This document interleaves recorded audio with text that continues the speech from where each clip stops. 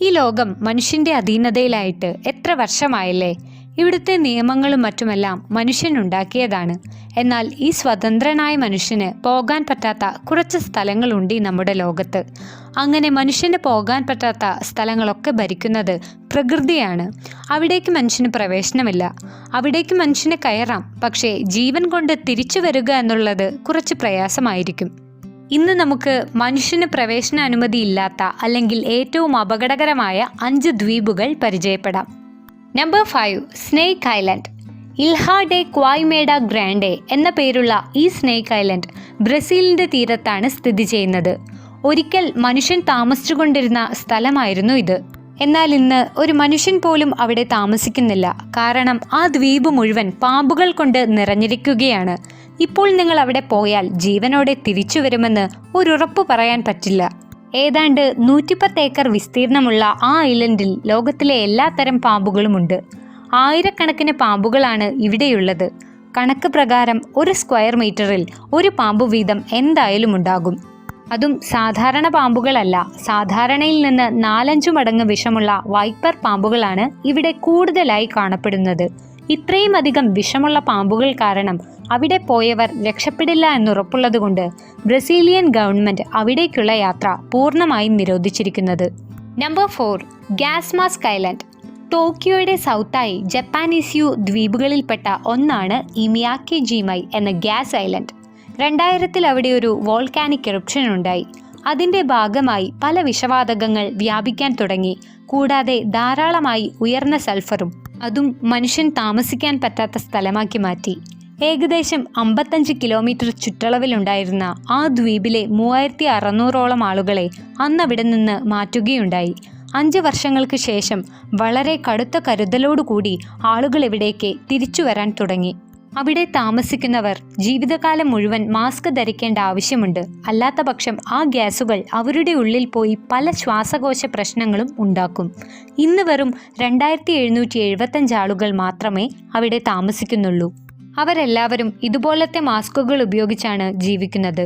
അങ്ങനെയാണ് ഈ ദ്വീപിനെ mask island എന്ന് പേര് വരുന്നതും. ഈ ഒരു സംഭവത്തിനു ശേഷം ഇതൊരു ടൂറിസ്റ്റ് ഐലൻഡായി മാറി. ഒരുപാട് പേർ ഇന്നിവിടേക്ക് എത്താറുണ്ട്. Number 3, Ramree Island. മ്യാൻമാറിന്റെ അധീനതയിലുള്ളൊരു ദ്വീപാണ് റാംറി ഐലൻഡ്. 1350 സ്ക്വയർ മീറ്റർ ചുറ്റളവിലാണിത് കിടക്കുന്നത്. ഈ ദ്വീപിനെ എന്നാൽ അപകടകരമാക്കുന്നത് അവിടുത്തെ മുതലകളാണ്.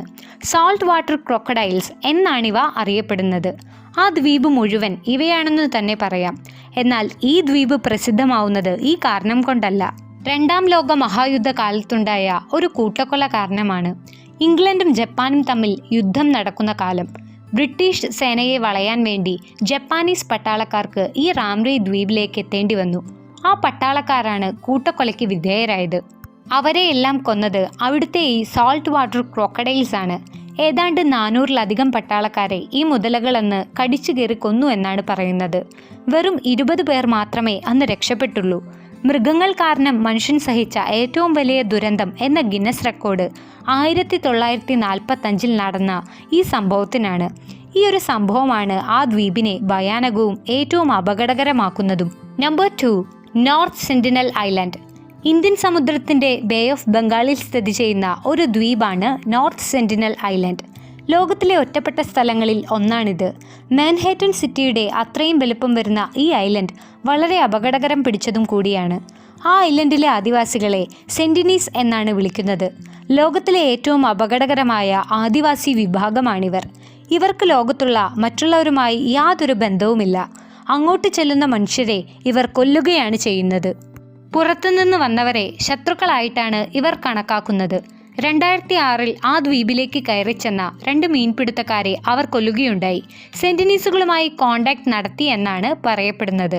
എന്നാൽ നമ്മുടെ ഗവൺമെന്റ് അവിടേക്കുള്ള യാത്ര പൂർണ്ണമായി നിരോധിച്ചിരിക്കുകയാണ്. നമ്പർ 1, പോയെഗ്ലിയ.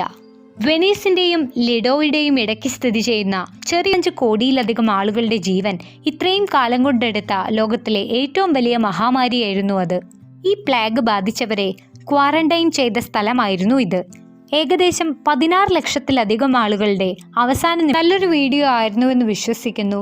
നിങ്ങൾക്ക് ഈ വീഡിയോ ഇഷ്ടമായെങ്കിൽ നിങ്ങൾ ഈ വീഡിയോ ലൈക്ക് ചെയ്യുക, ഈ ചാനൽ സബ്സ്ക്രൈബ് ചെയ്യുക, നിങ്ങളുടെ അഭിപ്രായങ്ങൾ കമൻറ്റ് ബോക്സിൽ അറിയിക്കുകയും ചെയ്യുക.